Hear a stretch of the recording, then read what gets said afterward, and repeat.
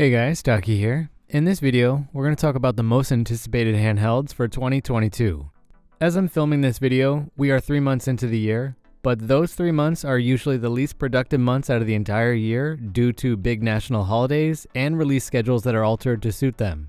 This is a video concept that I've wanted to do before, but never got around to it. If you enjoy content like this, don't forget to subscribe so you can catch videos like this when they drop. You can always change your mind later. Before we start, I'll also point out that these devices are listed in no particular order of importance. Number 10. The Miyoo P60. The P60 is a Helio P60 handheld from Miyoo that has faced pretty substantial delays after the company showed off a device that appeared ready for retail as early as January of this year.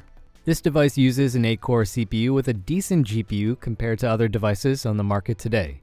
The Helio P60 is a relatively cheap processor due to its age, and it is significantly more powerful than many of the handhelds that you can buy today, even though the processor is almost 4 years old at this point. Miyoo typically has some of the cheapest prices for their products in this market, so a lot of people are hoping that the P60 will continue that trend and provide a good bang for your buck option. Number 9. The Steam Deck.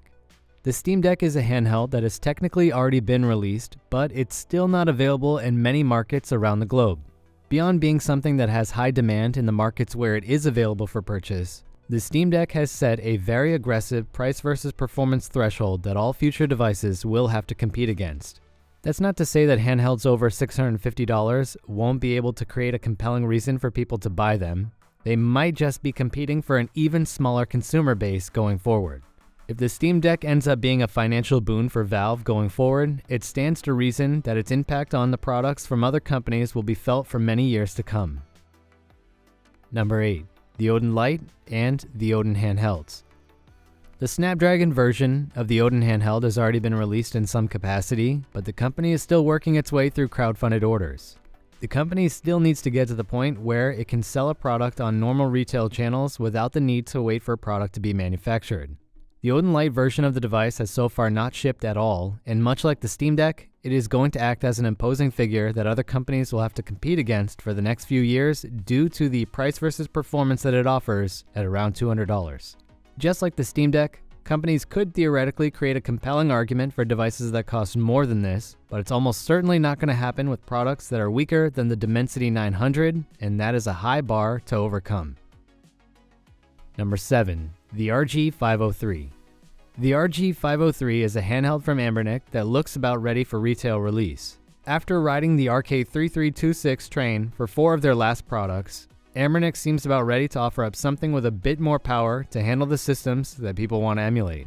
This time around, the company has paired a 5-inch 544p 16:9 OLED screen from a PS Vita with an RK3566 CPU.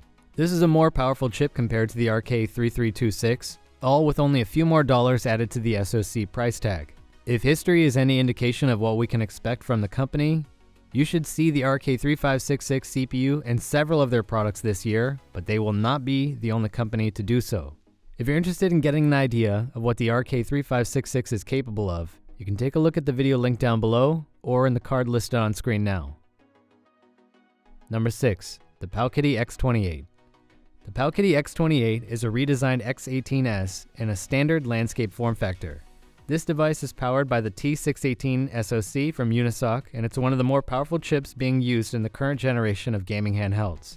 PowKiddy recently went through a redesign on this concept, and not much is publicly known except for what the back of the device will look like. We can see that it has a spot for a fan or passive cooling, and even though the T618 does not need special cooling, it will be nice to have a design that can be reused with a more powerful chip down the line. PowKiddy sells its products at somewhat reasonable prices for what you get, and if the X18S is any indication of what we can expect, the X28 should have a competitive price against the wave of RK3566 handhelds that we are about to face. Number 5. The Lenovo Legion Play. The Lenovo Legion Play is an Android handheld that leaked last year and has so far flown under the radar with no mention from the company. Being that the Lenovo Legion line of products are typically paired with the best hardware on the market, the Lenovo Legion Play is most likely going to be equipped with the Snapdragon G3x Gen 1 or Gen 2 chipset from Qualcomm. This is most likely going to be a premium tier product, but it has a reasonable design and a nice UI, so it's something that I'm personally looking forward to. Number 4. The Win 600. The Win 600, or the Amber Deck, as I like to call it, is a Windows handheld from Ambernic. The company has not publicly stated what processor was picked for this product, but I will state that they started this project before Valve announced the Steam Deck, and they created it to be a cost-effective option for those that wanted an alternative to the offerings from Aya, GBD, and One Netbook. Obviously, things have changed, but the processor that they're using should provide the company with enough room for an aggressive pricing strategy if they so choose. Given the processor or the processors that they're using, this guy will live or die by its retail price against the Steam Deck. Number 3. The Aya Neo, One Netbook, or GBD Ryzen 6000 series product refreshes or brand new products.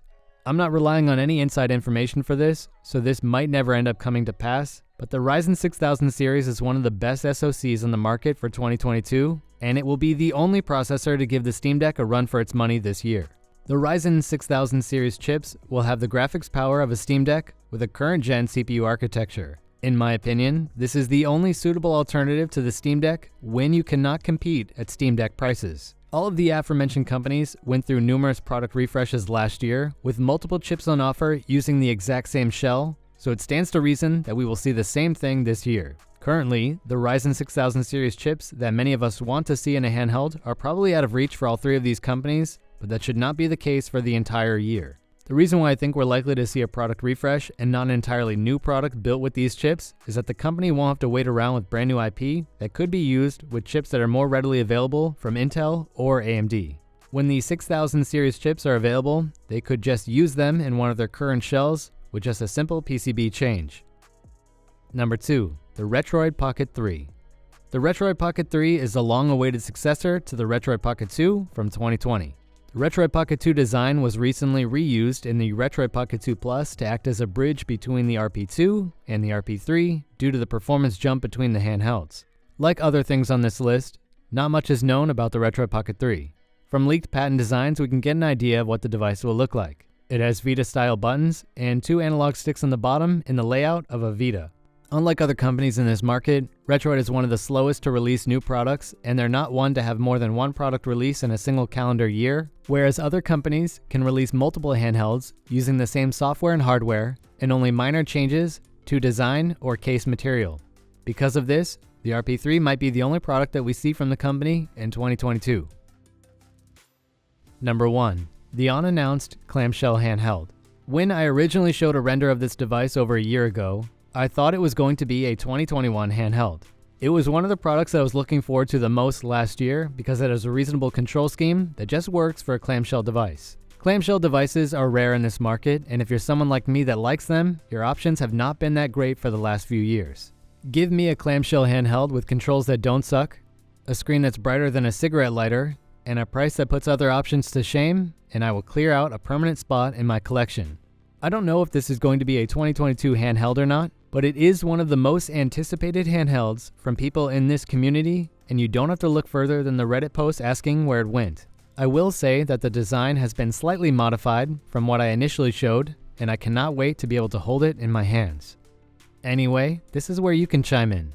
Let me know what devices you're looking forward to the most this year. There are other products that are going to release this year that have been publicly talked about, and many more that are only known privately by a few people, but these are the ones that made my list.